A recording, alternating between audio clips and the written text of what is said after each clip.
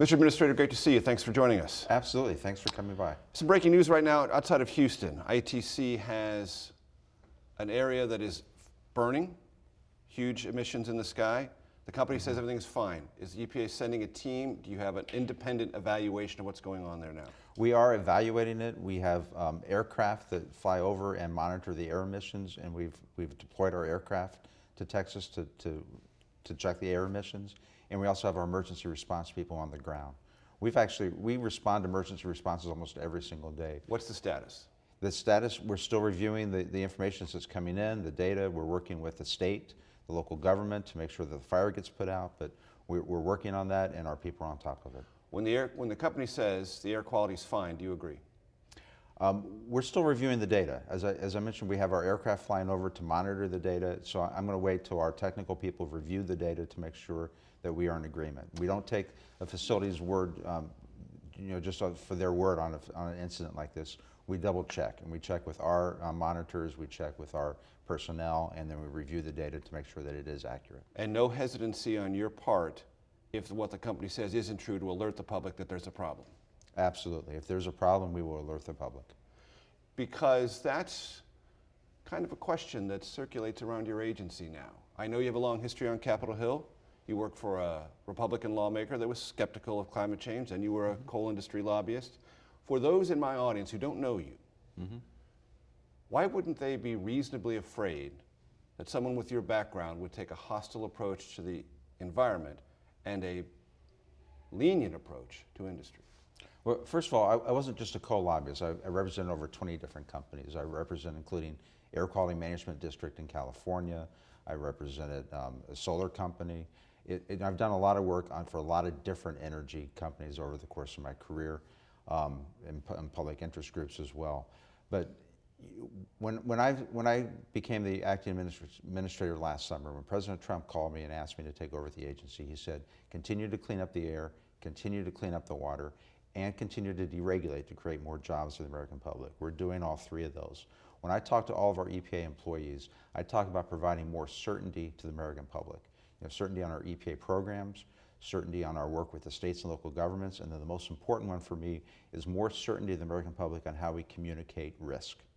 The agency has, in my opinion, has dropped the ball a few times over the last few decades. Overstating risk?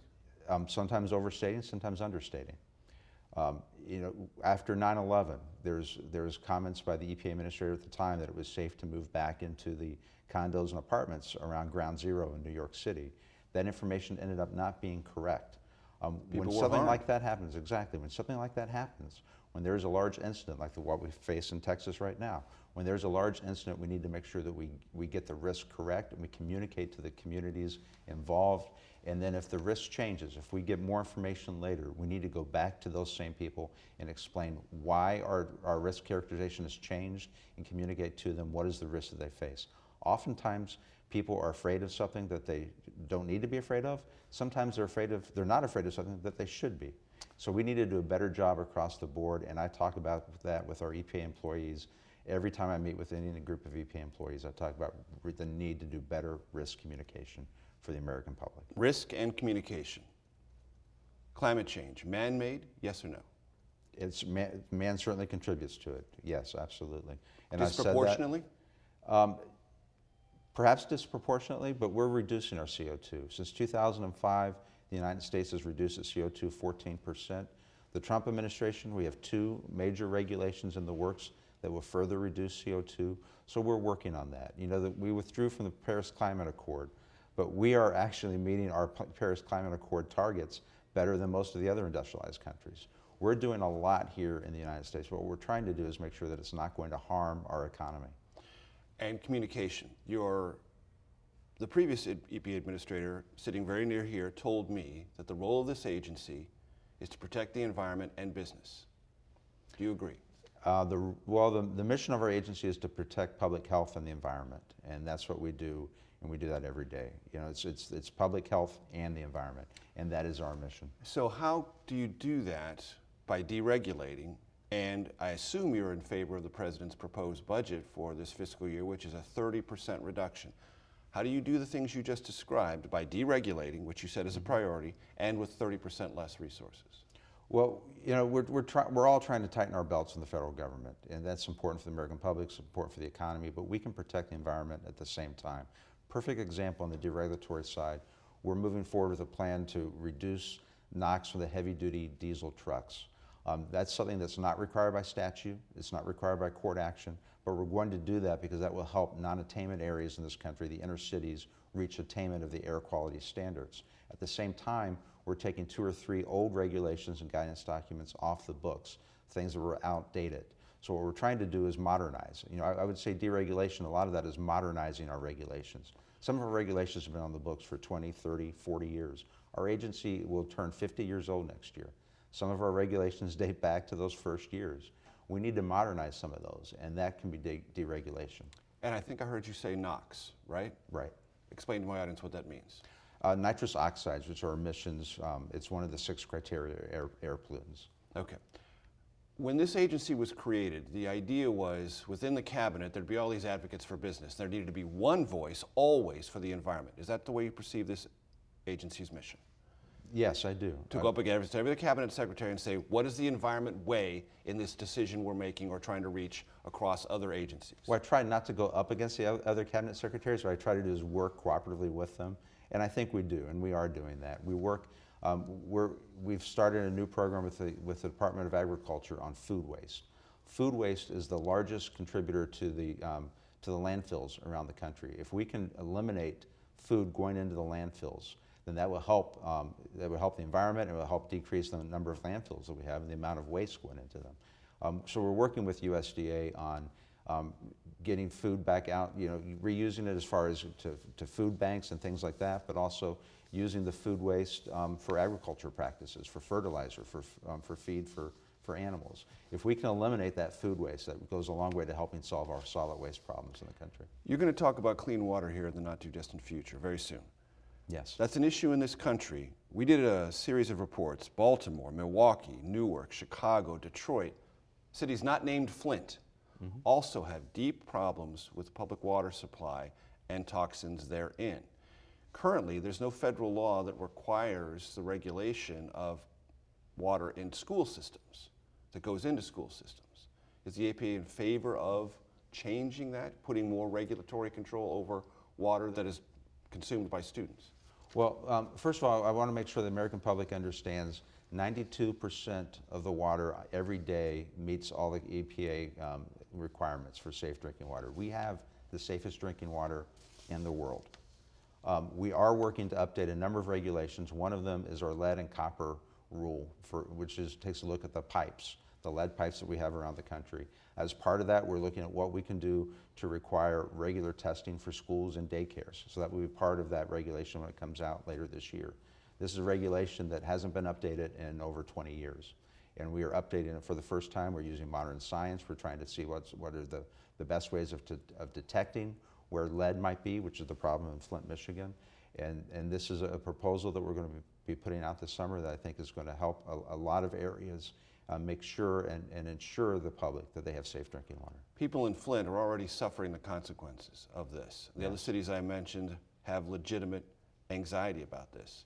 As succinctly as you can, what can you tell people in those impacted areas is going to change under your watch and give them a greater sense of confidence about the water either they consume or their children consume? Well, again, 92% of the water in the country That's cold meets comfort in all Flint. of our You know that, Mr. standards. Administrator. I realize that, but we're That we're does also no good helping for anyone Flint. who lives in Flint, Michigan. Well, it does, because we've been working with Flint, and their water now meets the criteria. And we continue to work with them. We continue to test the water in Flint. We're testing the water. A lot of the water testing happens by the states and local governments. So we're working with the states and local governments to make sure that they're testing the water in the most accurate way and getting information out to the public. Part of the problem with Flint was there was a breakdown in once they got the data. Once the city of Flint, the state of Michigan, the Obama EPA, once they got the data, they sat on it. We're not doing that. As soon as we get information that there's a problem, we're stepping in, we're helping the local community get that water system cleaned up. And that's also last true. month I went to Baltimore. We gave them a new loan. It's called a WIFIA, Water Infrastructure Loan, to help them with their water system. We have a number of programs where we're reaching out and making sure that Americans have the safe drinking water that they need and deserve, regardless of their zip code and their economic background.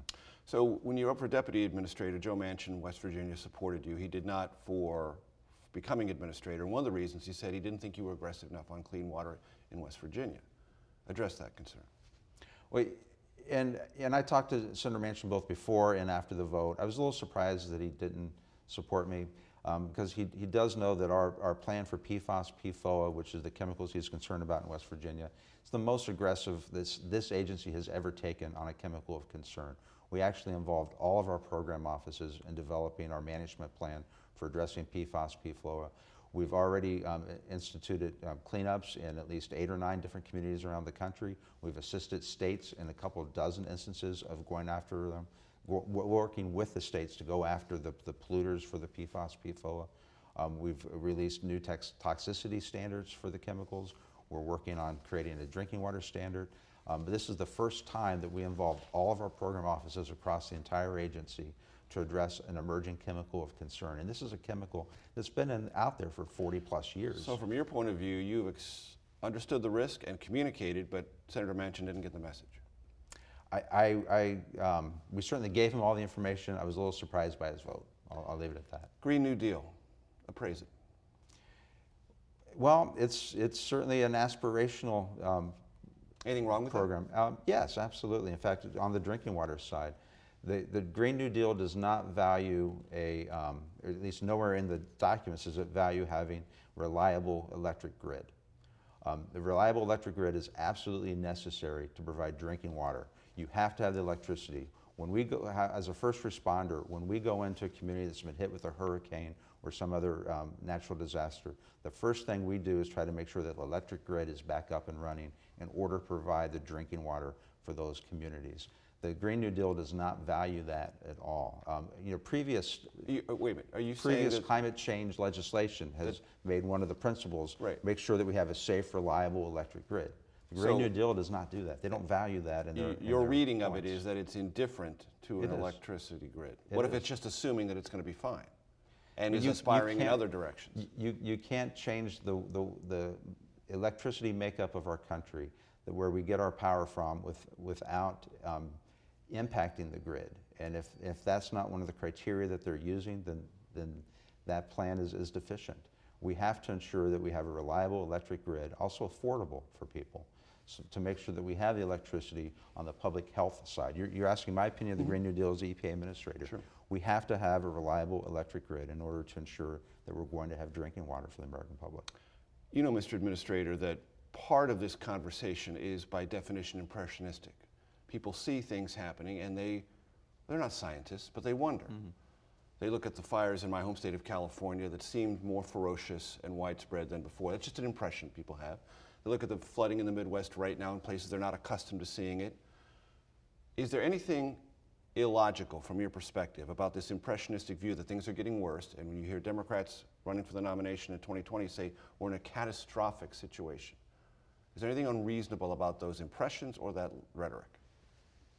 Yes, I think it is unreasonable. I think, I assume that the people running for president are going to be trying to paint the country as in horrible shape, but our water is cleaner than it's been in 40 years. On the air side, the criteria air pollutants, the 6 criteria air pollutants that we judge air quality, has improved 73% since the 1970s.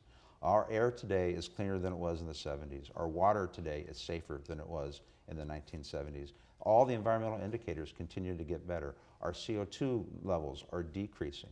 We have incredible environmental successes. Last year, this agency got 22 Superfund sites delisted, which is the largest number of Superfund sites delisted since 2005. We are making incredible progress across the board. I don't expect the members who are running for the people running for the Democratic nomination will acknowledge that. What they read, the general public gets their information from the news. I don't think news sources it really covers the environmental indicators that are improving. They don't explain to the public that air is cleaner, that the water is cleaner, that we're getting Superfund sites. But imagine yourself sitting at a dining room table and there's a set of Americans, your constituents in a sense, and they say, it sure looks worse to me, Mr. Administrator. Why am I wrong? Well, you're wrong because it's not worse. All the environmental indicators are better. and they're The improving. fires, the floods, all that is just what? Well, the fires and floods are different. And the hurricanes, the ferocity thereof, the intensity thereof. That's all just what? Well, the number of large hurricanes has actually gone down over the last 10 years. There's not been an increase in major hurricanes over the last 10 years. There's certainly some data showing that some of the hurricanes are more ferocious, or there's more rainfall during the hurricanes. But when you look at the hurricanes over the last 50, 100 years, there's conflicting information there. But when something does happen, people seem to focus on that, and they think it's the worst it's ever been, or that things are getting worse. But I want to make sure the American public understands the air is cleaner than it's ever been. Our drinking water is safer than it's ever been. People should not be concerned about that when they turn on the tap. And if there are concerns, we're on top of it. We are taking a look at the lead pipes, as I mentioned, the lead and copper pipe rule. We are testing where PFAS and PFOA, the new chemicals of concern, where they're occurring, and where they are there, we're going in and we're getting them cleaned up. And when the reports stack up about the effects of climate change produced by some of the agencies within this administration and outside experts, pointing to something getting worse, you look at those reports and say they are just what, alarmist?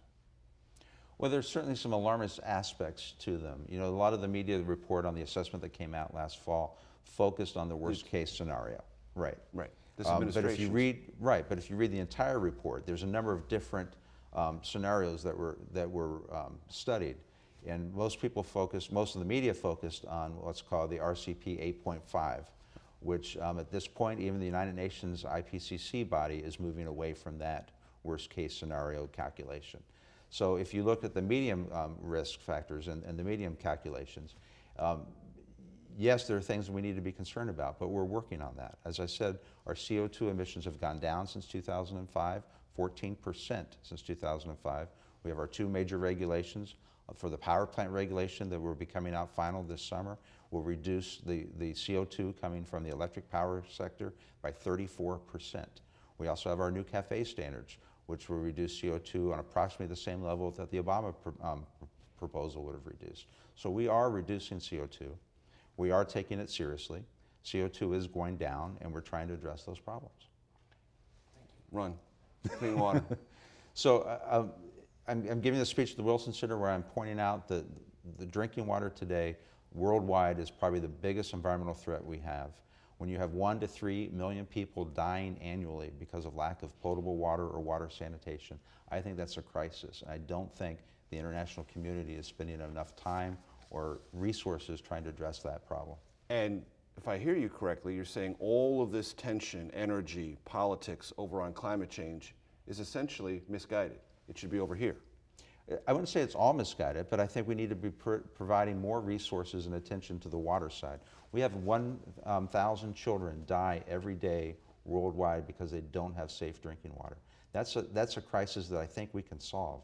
We know what goes into solving a crisis like that. It takes resources, it takes infrastructure, and the United States is working on that, but I really would like to see maybe the United Nations, the World Bank focus more on those problems today to try to save those children. Those 1,000 children each day, they have names. We know who they are. On the climate change, it is an important issue that we have to be addressing, and we are addressing.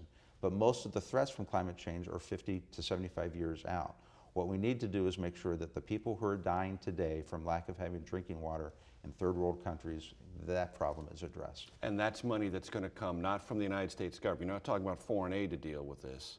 You're talking about aid. What? We have some aid that we What's do. the financing mechanism to build better pipes and to create better filtration? Here in the United States, we have a number of different innovative water financing programs where we provide grants, loans.